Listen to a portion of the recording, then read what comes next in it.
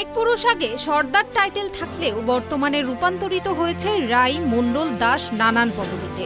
আদিবাসীদের সামগ্রিক সমস্যায় রাষ্ট্রপতি এবং হাইকোর্টের প্রধান বিচারপতির কাছে অনুসন্ধানের আর্জি জানালেন নদিয়ার শান্তিপুর ফুলিয়া এলাকার বেশ কিছু শিক্ষিত যুবক। জনসংখ্যার ভিত্তিতে অন্যান্য জাতি স্বাধীনতার পরবর্তী সময়ে আদমশুমারি অনুযায়ী যে আনুপাতিক হারে বৃদ্ধি পেয়েছে সেখানে আদিবাসীরা প্রায় বিলুপ্ত। অথচ সরকারি সুযোগ সুবিধা চালু করার পর বর্তমান সময়কাল পর্যন্ত অস্বাভাবিক হারে বৃদ্ধি পেয়েছে। আর তার ফলেই আদিবাসীদের সরকারি শংসাপত্র পেতে অনেক কাঠখড় পোড়াতে হচ্ছে বলেই মনে করছেন এই প্রজন্মের শিক্ষিত আদিবাসী যুব সমাজ। তাদের প্রতিনিধি হিসেবে ভানুদয় মণ্ডল, গৌরাঙ্গ মণ্ডল হাইকোর্টের প্রধান বিচারপতি এবং রাষ্ট্রপতির দ্বারস্থ হয়েছেন দৃষ্টি আকর্ষণের জন্য। তারা অনুসন্ধানের আশ্বাসও দিয়েছেন। রেলে চাকরিরত ফুলিয়া পূর্ব মালিপোতার বাসিন্দা গৌরাঙ্গ মণ্ডল বলেন, তাদের পরিবারের ঠাকুরদা কিংবা তার বাবা প্রত্যেকেই সর্দার ছিলেন, কিন্তু বাবার মধ্য বয়সে পদবি পরিবর্তিত হয়ে মণ্ডল হয়ে যায়। এর পেছনে তিনি বিভিন্ন সংশ্লিষ্ট দপ্তরের উদাসীনতাকেই দায়ী করেছেন। তিনি বলেন, অতীতে নীল চাষ করার কারণে রাজমহল, মাল এ ধরনের নানা পর্বতে বসবাসকারী আদিবাসীরা শান্তিপুর ফুলিয়া গঙ্গা তীরবর্তী এলাকায় এসে বসবাস শুরু করে নীল চাষের শ্রমিক হিসেবে। পরবর্তীতে রেলপথ স্থাপনের জন্য বেশ কিছু আদিবাসী আসে, কিন্তু পরবর্তীতে গঙ্গা ভাঙন এবং কর্মক্ষেত্র বিভিন্ন পাড়ায় বসবাস করার সুবাদে সেই পাড়ার অধিকাংশ বাসিন্দাদের পদবিতে পরিবর্তিত হয়। তবে এক্ষেত্রে শুধু একতরফা সরকারি দোষারোপই নয়, আদিবাসীদের নিজস্ব জমি বিক্রি সংক্রান্ত সরকারি বিধিনিষেধ লাঘব করতে ক্রেতাদের পরামর্শ অনুযায়ী পরিবর্তিত হয় বিপুল সংখ্যা। আমাদের অ্যাকচুয়ালি টাইটেল প্রথমে মণ্ডল ছিল শনি পূর্বপুরুষদের, এবং মণ্ডল থেকে বর্তমানে হলো এখন প্রথমে সর্দার ছিল, এখন মণ্ডল টাইটেল। এবার মণ্ডল টাইটেল হলেও আমি অনেক লড়াইয়ের মধ্যে দিয়ে এসটি সার্টিফিকেট বের করেছি, এবং মণ্ডলেই আমার খারোয়ার জাতিভুক্ত হিসাবে এসটি সার্টিফিকেট রয়েছে, এবং আমি বর্তমানে রেলে চাকরি করি। এবার একটা সময় দেখা গেছিলো যে প্রথমত এখানের প্রাচীন যে এরিয়াগুলো, তার মধ্যে কুটিরপাড়া এবং রানীরডাঙ্গা বলে যে এরিয়া, এই দুটো ছিল সবথেকে প্রাচীন জনপদ। বর্তমানে কুটিরপাড়া, রানীরডাঙ্গা দুটোর একটাও কোনো জায়গাতেই নেই, এবং সেখানে 200-250 ঘর সর্দারের বাস ছিল। সেই 200-250 ঘর সর্দার এখন বর্তমানে গঙ্গা ভাঙনের পর তারা উঠে এসে 5-6টা পাড়ায় বিভক্ত হয়ে রয়েছে। যেমন ধরুন রামলক্ষ্মীতলা সর্দার পাড়া, নবলা ঘোষ কলোনি সর্দার পাড়া, ভূতের ভিটের চিত্তরঞ্জন কলোনি সর্দার পাড়া, ইটভাটা সর্দার পাড়া, এইরকম মোষপুকুর সর্দার পাড়া, এইরকম কয়েকটা ভাগে বিভক্ত হয়ে তারা ছড়িয়ে রয়েছে। এইবার এদের মধ্যে বেশিরভাগ লোকেরই রয়েছে যে তাদের আগে সর্দার টাইটেল ছিল, কিন্তু বর্তমানে তার দাস, কারো রায়, কারো বর্মন, কারো মণ্ডল, এইরকম প্রচুর লোকের মানে রয়েছে টাইটেল। এবার এগুলোর যে কারণ, সে কারণ হলো একটা সময় এই সর্দারদের প্রচুর জমি জায়গা ছিল। এর প্রচুর জমি জায়গার কারণে সে জায়গা দেখা যাচ্ছে আমার ঠাকুর দাদাই একরকম মাতাল ছিল, হওয়াটাই স্বাভাবিক, এসটি জাতিগত সম্প্রদায়ের লোক। এবার যেহেতু সেই রকম লোক, এবার ওনাকে কিছু লোক ফুঁসলিয়ে উচ্চ জাতি সম্পন্নের লোক, একটা আইন রয়েছে যে এসটিদের জমি জায়গা বিক্রি হবে না, বা বিক্রি হলেও পরবর্তীতে ফিরিয়ে নেওয়া যাবে। এবার সেই লোক যেহেতু জমি জায়গা বিক্রি হবে না, সেই জমি জায়গা বিক্রির একটা চক্রান্তের মধ্যে পড়ে সে কি বলবো, সেও আর কি লাভ পেত প্রলোভনে। ফুলিয়ার বাসস্ট্যান্ড পাড়ার আশুতোষ মণ্ডল অতীতে ছিলেন রাসু সরকার। তার বাবা ঠাকুরদার সমস্ত প্রমাণপত্র, এমনকি তার ছেলেবেলার স্কুল সার্টিফিকেটে পর্যন্ত সর্দার ছিল। মণ্ডল হয়ে যাওয়ার প্রতিবাদ স্বরূপ দীর্ঘদিন লড়াই আন্দোলন চালাচ্ছেন। তিনি বলেন, আজও তারা আদিবাসী, বিভিন্ন উৎসব এবং লেকচার করে থাকেন। সামাজিক মতে তারা আদিবাসী হলেও কাগজপত্রে অন্য কথা বলেন। মোহন মণ্ডল তার ঠাকুরদাদা কান্ত সর্দারের নামে থাকা যাবতীয় দলিল এবং প্রমাণপত্র বের করে বলেন, এই রকম প্রমাণ আরও রয়েছে। প্রকৃত অনুসন্ধান দরকার, যাতে প্রকৃত আদিবাসীরা সুযোগ সুবিধা পান। রামলক্ষ্মীতলা সর্দার পাড়ার মান্না সর্দার জানান, তার ছেলেরা পড়াশোনা করা সত্ত্বেও বর্তমানে মণ্ডল পদবি বহন করে চলেছে, অথচ তাদের বাপ ঠাকুরদা আদিবাসী সম্প্রদায়। আর সব ডকুমেন্টস মানে সব দ্বারা সব। আপনারা প্রকৃতপক্ষে সর্দার তো? হ্যাঁ হ্যাঁ আমরা সরকার। আচ্ছা, আপনার ঠাকুরদাদার নাম কি, মানে দাদু শ্বশুর যে? আপনার তো এটা শ্বশুর বাড়ি। স্বামীর নাম কি? প্রদীপ সর্দার। তার বাবার নাম? অটো সরকার। আচ্ছা, এরকম ভাবে সব সর্দারই?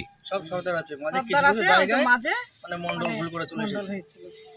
আচ্ছা, কিসের ক্ষেত্রে? ভোটার কার্ডে? হ্যাঁ। তারপর সেগুলো কি পাল্টাতে পেরেছেন? না। এখন মন্ডল হিসেবে চলছে সেগুলো? হ্যাঁ, ছেলেদের 4বার জমা দিলাম এসটি কার্ডের জন্য। হুম। স্থানীয় পঞ্চায়েত মেম্বার মধু সর্দার জানিয়েছেন তিনি সদ্য জয়লাভ করেছেন, তবে বিষয়টি আগামীতে পঞ্চায়েতের মাধ্যমে ব্লক সমষ্টি উন্নয়ন আধিকারিকদের সাথে কথা বলবেন। আদিবাসী এখানকার? হ্যাঁ, সবাই আদিবাসী।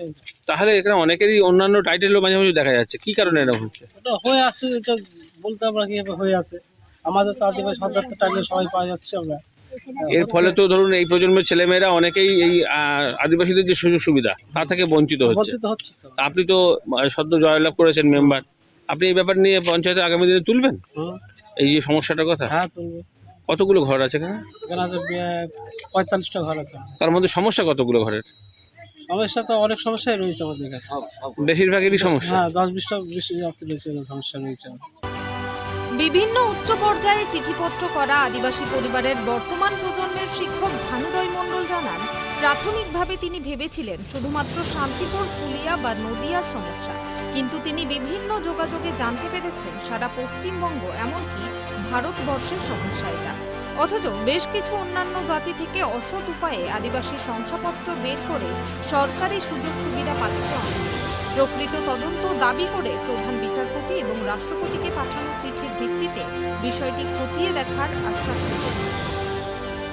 এটার মূল কারণ হচ্ছে, ধরুন একটা কারণ হচ্ছে আমাদের গঙ্গা ভাঙন, একটা কারণ হচ্ছে যে সরকারি বা উন্নয়ন পরিকাঠামোতে আদিবাসীদের যে জমি জায়গাগুলো নেওয়া হয়েছিল এবং গঙ্গা ভাঙনের ফলে যে সমস্ত আদিবাসীরা বিভিন্ন স্থানে স্থানান্তরিত হয়েছে। দেখা গেল যে কোনো স্থানে আপনার 40টা আদিবাসী পরিবার ছিল, গঙ্গা ভাঙনের ফলে সেখানে কী হলো, 20টা পরিবার আপনার একটা পাড়ায় বাসস্থান শুরু করলো, বাকি 20টা পরিবার বিভিন্ন জায়গায় কনভার্ট হয়ে গেল। এবারে সেখানে গিয়ে দেখা যাচ্ছে যে কেউ সরকার পাড়ায় গিয়ে বসবাস হয়েছে, কেউ দাসপাড়ায় গিয়ে বসবাস করছে, কেউ রাজওয়ার পাড়ায় গিয়ে বসবাস করছে। সেখানে গিয়ে তারা সর্দার থেকে এই যে যখন গেল তখন তাদের পদবিটা চেঞ্জ করে দিল। এই জন্য ধরুন সেক্ষেত্রে তারা প্রতিবাদ জানালো না, তাদের পাল্টে যাচ্ছে যখন পদবি? এইবারে দেখুন, আমরা যারা আদিবাসীরা তারা তো অতটা সবসময় বর্তমান সমাজের সাথে তো থাকে না, কাজ করে নিজেদের পাড়ায় থাকে, এবং এই যে পদবিগুলো চেঞ্জ এইগুলোকে তারা নিজেরা থেকে করে না, সবসময় সরকারি আধিকারিকরাই ম্যাক্সিমামটা এর জন্য দায়ী থাকে। তাছাড়াও প্রত্যেকে শিক্ষিত নয়, বেশিরভাগই নিরক্ষর লোকজন। এই নিরক্ষর হওয়ার কারণে তাদেরকে ফুসলিয়ে কোনোভাবে করানো হয়েছে। তাদের যেটার প্রধান কারণ ছিল জমি বিক্রি।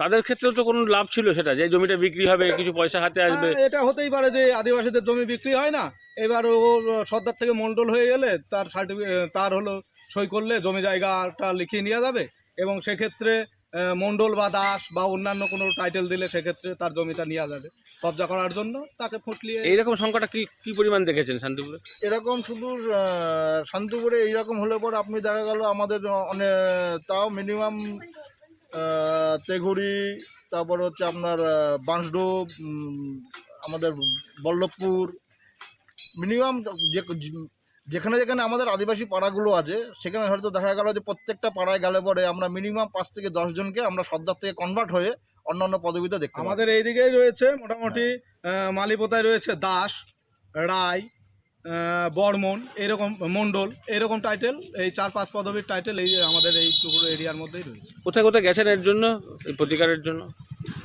প্রতিকারের জন্য দেখুন, আমরা এই ফার্স্ট জেনারেশন যারা পড়াশোনা করে মোটামুটি একটা জায়গায় এসেছি। আমরা যখনই সরকারি অফিসে যাই তখনই আমাদেরকে প্রথম উদ্যোগ করা হয়, তোরা মণ্ডল, তোরা কীভাবে আদিবাসী হলি। আমি তখন তাদেরকে প্রশ্ন করি যে, বা আমরা প্রশ্ন করা হয় যে আপনারা কি পদবী থেকে আদিবাসী সার্টিফিকেট দেন বা জাতিগত সার্টিফিকেট দেন, নাকি হচ্ছে আপনারা জাতিগত সংস্থা থেকে আপনারা জাতিগত সার্টিফিকেটটা দেওয়া হয়। এবারে বিভিন্ন জায়গায় যেতে যেতে পথ চলতে চলতে পথের প্রতীক মিলে আমি প্রথমেই ধন্যবাদ জানাই আমার পরম পূজনীয় দাদা বাচ্চু পাল, তার হাত ধরেই আমি প্রথম আমাদের বর্তমান রাষ্ট্রপতি ভবন যে আমাদের রাষ্ট্রপতি মহোদয়ের কাছে এবং সুপ্রিম কোর্টের প্রধান বিচারপতির কাছে আমি আবেদনপত্র করি যে আমাদের এই বিষয়গুলো তারা তদন্ত করে দেখুক, যে সমগ্র ভারতবর্ষে এটা শুধু আমি আমাদের লোকাল না। শান্তিপুর ফুলিয়া এলাকার পদবি পরিবর্তন হওয়া পরিবারগুলো চাইছেন প্রশাসন যাতে অনুসন্ধান করে এবং যাতে তাদের সরকারি আদিবাসী শংসাপত্র দেওয়া হয়। এখন দেখেন এই পরিবারগুলো তাদের জাতি পরিচিতি কতদিনে পায়। নদিয়া থেকে মলয়দের রিপোর্ট, ট্রাইব টিভি।